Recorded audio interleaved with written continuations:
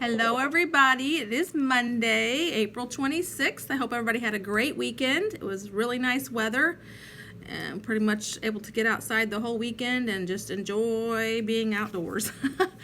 So today, Monday, a new week, and today's devotion is titled Contentment.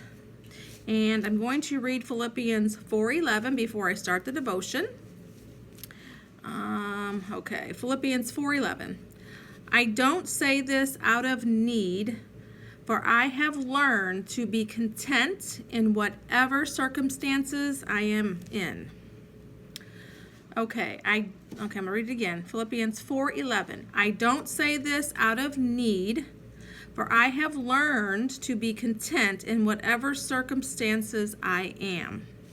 Philippians 4:11. All right, I'm going to go ahead and get started with the devotion.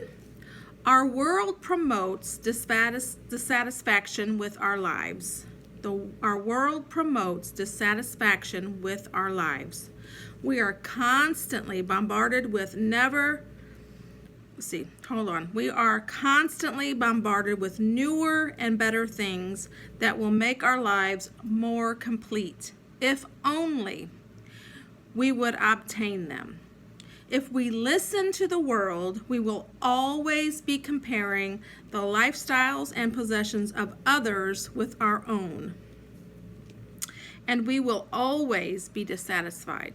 Yes, if you're always comparing what you have in your life to everyone else, there's always going to be that one thing that stands out, and it's going to make you dissatisfied with your own life. So we should never compare ourselves or our lives or our jobs or whatever it is. We should never compare it with what somebody else has, because there's always going to be that one thing that's going to have us dissatisfied. If our contentment comes from possessions, activities, or other people, these can be altered or removed.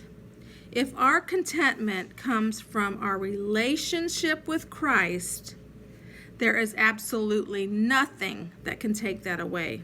So that's what we need. We need to find being content. We need to be content with Christ and our relationship that we have with Him, because that is nothing. That is so true here, what it says. That is nothing.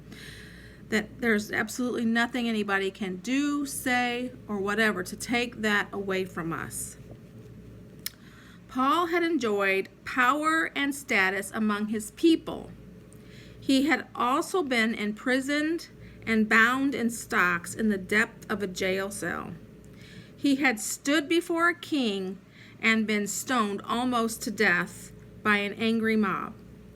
Paul had enjoyed the benefits and pleasures of life, yet he could give them all up and still be filled with joy of the Lord. So we can give everything up, and if we have that relationship with Christ, we don't need all that stuff to be content, but as long as we have Christ in our lives, we can be very content, we can be happy, and nobody can take that from us.